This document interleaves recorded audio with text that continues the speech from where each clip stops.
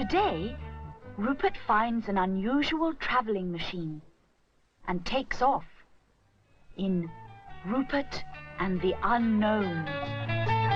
There's a little bear like you've never seen before, who's a lot of fun.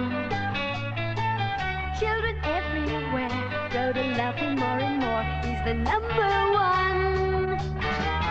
There's a million stories to be told of the things that he's done, and he's gonna share them all with you, so come along. Rupert, Rupert the bear, everyone sing his name. Rupert, Rupert the bear, everyone come and join in all of his games. It's Mrs. Bear's sewing afternoon. It's very quiet indoors, and Rupert doesn't know what to do. He stares out of the window when suddenly he hears a most peculiar noise. What's that? I think it's coming from the common. Can I go and see?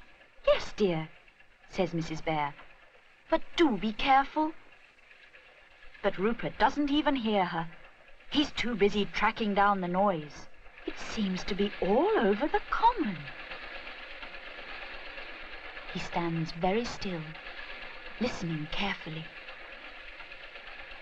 It's coming from behind that bush. Rupert peers over it cautiously. Lying on the ground and staring hard at him is a little man in a duffel coat. Rupert is most concerned. Are you hurt? Perhaps I can help you. The little man says nothing. Rupert tries again. Are you hurt? Please let me help you. But as the little man still makes no reply, he leans over to help him up. But to his surprise, the little man pushes him away and staggers to his feet, waving his arms towards the bush. What is he saying? But the little man is so dizzy. He sways and then clutches his head. Oh, my mother will look after you, he says reassuringly. Come home and rest for a while. I'm sure you'll feel better after a cup of tea. The little man goes reluctantly. Edward Trunk is hurrying towards them. What is that peculiar noise? He asks Rupert. And who's that peculiar little man you're holding? Asks the little man, which unknown to Rupert and Edward means, what is that boy doing with a sausage on the end of his nose? I found him under a bush on the common, Rupert explains. I think he's had a tumble, so I'm taking him home.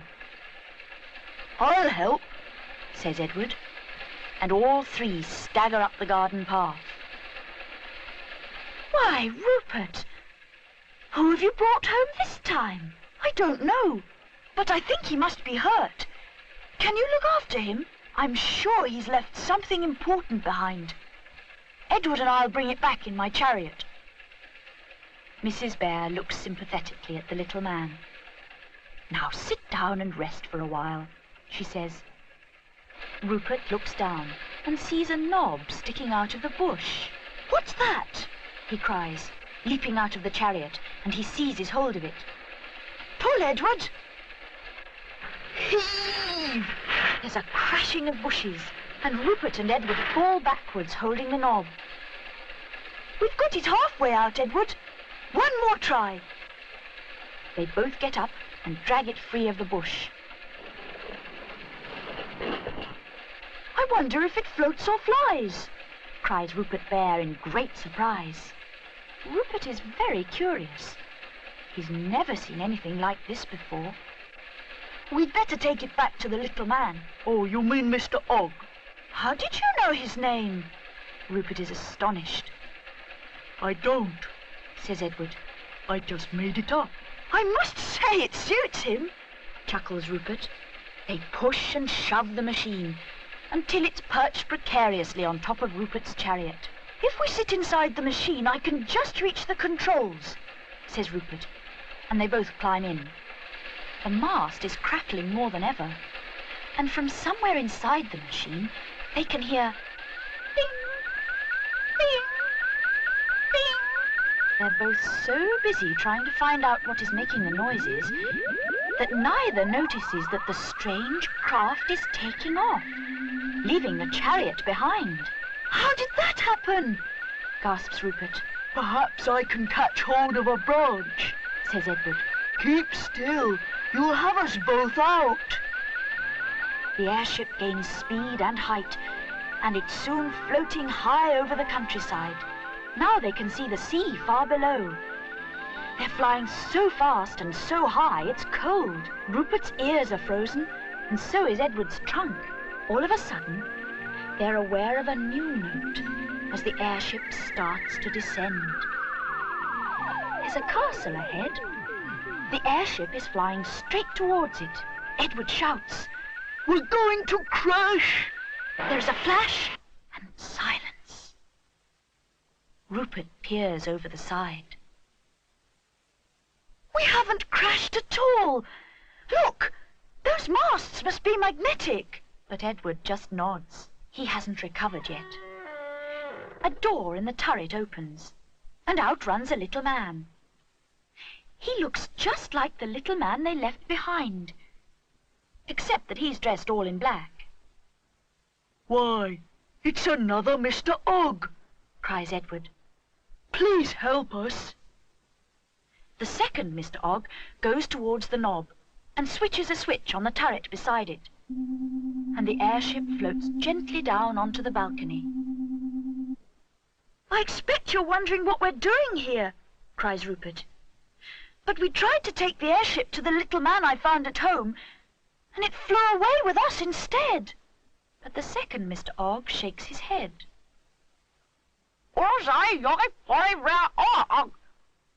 Which, unknown to Rupert, means, I can't understand even a quarter of a word you say.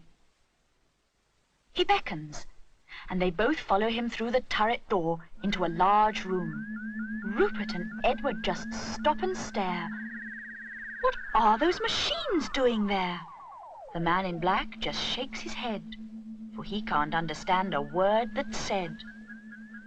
What's the second Mr. Ogg going to do with us? Whispers Edward. I don't understand, cries Rupert. Suddenly, to his astonishment, lights flash and buzzers buzz, and the machine booms. You are English. Yes, gasps Rupert. But how did you know? The machine clatters and buzzes. Rupert has never been so surprised in his life. Look, Edward, there's Nutwood, and there's my cottage, and Mummy, and the first Mr. Ogg I found. The little bear wants to ask another question. Can you get us home? Yes, Replies the machine. but first you must have some tea. What would you like? May we have a sandwich, please?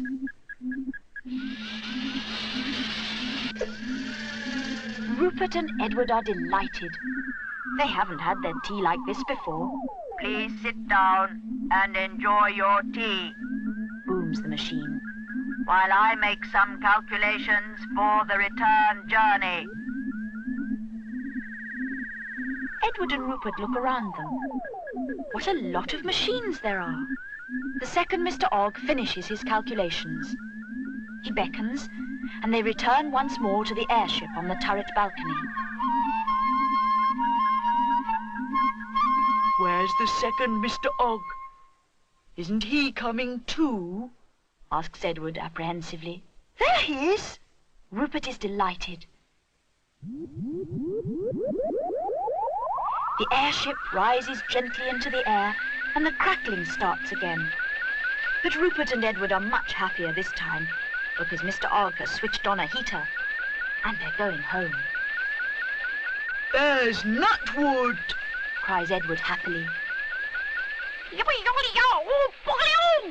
Mr. Ogg cries, running out of the cottage.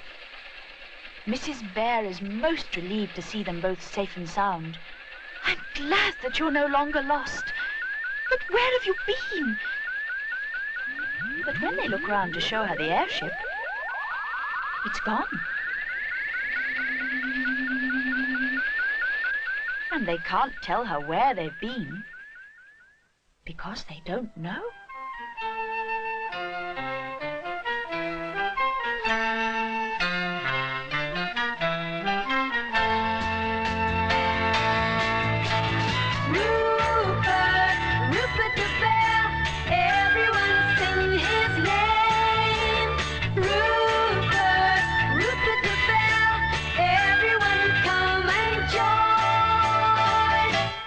All of his games.